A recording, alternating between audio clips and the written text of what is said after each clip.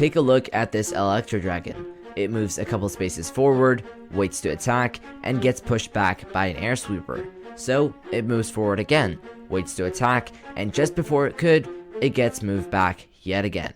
Unfortunately, this E-drag cycle keeps repeating itself in an endless loop. Does this scenario feel familiar to you? This endless loop almost feels like a direct correlation to the game itself.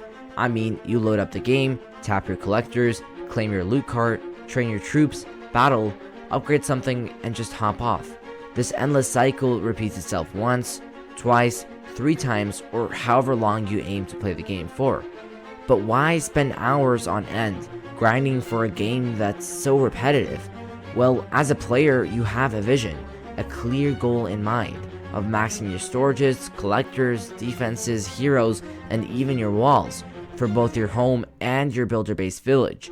But no matter how many times you log on, no matter how many battles you take, no matter how much loot you collect, you will still be the Electro Dragon fighting the Air Sweeper. When you start to think of the game like this, many problems arise. First and foremost, with the introduction of yearly town halls, it has always been a struggle trying to max out your base, especially when you reach the town hall 11 to 14 grind. Throughout this period, it's common to face many hurdles, such as not being able to maintain your trophy count, not being able to collect enough loot, not being able to balance Clan War League, hero upgrades, constant wars, and keeping your builders busy. Not to mention the wall prices for these town halls exponentially skyrocket. So it's not an uncommon thing to see many players quit around this time, always feeling like they are the Electro Dragon fighting a losing battle and just not having the intention to take a mobile game that seriously. And if the issues stopped here, then there could have been a workaround where players can take their time to enjoy the game again and slowly get back into the grind. Unfortunately, that would not be the case, as Clash of Clans have confirmed that town halls would be added yearly, making it even harder for players in this town hall range to escape and be maxed. They will always have to grind year after year, pushing for the new town hall, and maybe once they have purchased enough gold passes and grinding enough, they might just be able to reach to the top. And this doesn't even consider those who are starting to play the game for the very first time. Imagine yourself as a new player, looking up to all of those Clash of Clans videos, getting filled with misinformation and unrealistic expectations, hoping to reach the maximum town hall within a couple of months, only to realize the sheer amount of work required to even be trapped in the town hall 11 to 14 cycle. What makes things worse are the awful ads that Supercell is promoting out there that are spreading even more misinformation about what the nature of the game is truly like. Although there are YouTubers like Judo Sloth who are able to take a new account and improve it drastically in only 100 days, many people don't realize how dedicated he was to that account by setting alarms, timers, farming daily, and even participating in all of the events just to achieve this result, which many people won't be willing to do in order to max. Speaking of maxing, it's impossible to discuss this issue without mentioning heroes. Over the last few months, it's safe to say that Clash of Clans has gone through several changes, and along with that, so has the hero system. From new pets, heroes, skins, and even changing how the concept of heroes function with hero equipment. Hero equipment was introduced with the December 2023 update, featuring a new set of interchangeable equipment that you can put on your heroes to give you a customizable aspect of the game, which at first glance seemed like an amazing feature.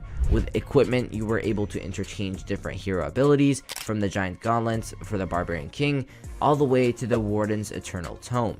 And over the past few months, as more and more equipment was being introduced, along with increased versatility, equipment unfortunately also decreased the need for hero levels. Now, hero levels have been a big debate within the community for years now, but equipment has finally ended that debate.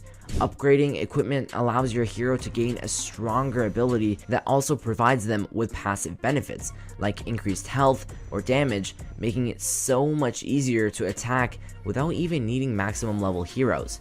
Although they do provide you with useful stats, At the end of the day, many players find them useless as you have to give up several days of builder time to achieve these high numbers. As of now, the hero market is broken. Levels are meaningless and definitely are in need of an upgrade, and some of the hero equipment is extremely overpowered with limitless possibility, and can even take low-level heroes and increase their utility by several folds. Game mechanics aside, entertainment-wise, Clash of Clans has also expanded a lot this year, from introducing new events, new currencies, challenges, and even special collaborations. Clash of Clans has really done it all. Most importantly, however, recently the Clash team has confirmed monthly events. Now, events can either make or break the game, with some notable successes like the Mash of Madness and the Cookie Rumble events, or some more despised events like the Super Spotlight event. Now, these events are also piled on top of the already very hectic Clash of Clans month, with Clan War League, Clan Wars, and even clan games. With all of this in mind, it just goes to show that events have to keep being unique and have to be able to flow with a busy clan schedule. Otherwise, it might do more harm than good. There has been much talk on whether or not events are actually useful, useless, or just upright money grabs. And I'm going to go out on a limb here and say that they're actually a huge step in the right direction. From all the problems mentioned previously, I feel like events are the one thing that are keeping the fire cooled. Ever since they were introduced to the game, they have really sharpened the game and allowed for more content to be introduced. More challenges, more collabs, but most importantly, more rewards for the player base. And in a world where town halls are coming out left, right, and center, and wall prices are ridiculously high, it's important to take what we have. As mentioned before though, events have to be very well thought out. Otherwise, they may be considered a money grab and might not even engage the player base. They are a risky but rewarding move. To summarize, over the coming months, you might feel like you're stuck in a repetitive cycle with Clash of Clans. You likely find yourself frequently logging in, training your army, attacking, upgrading, and just logging out, maybe returning occasionally for wars or clan games over the span of several months. However, in the long run, the imbalanced town hall system can make the game feel unfair. For free-to-play players, maxing out seems nearly impossible, even with occasional purchases of the Gold Pass. This challenge is compounded if you're also trying to upgrade your heroes, which come with their own set of difficulties. Although you can very well plan your strategies, upgrades, and resource management to ensure a max base, achieving this in the current meta of the game is nearly impossible unless it's your sole focus every single day. Utilizing the rewards from the monthly events would be a good opportunity to jump ahead of the competition, but that's only if the event was worth playing. These were a few flaws that I wanted to address. Whether or not they will be fixed is now in the hands of Clash of Clans. If you've enjoyed this video, YouTube thinks you like these videos next. Peace out and take care.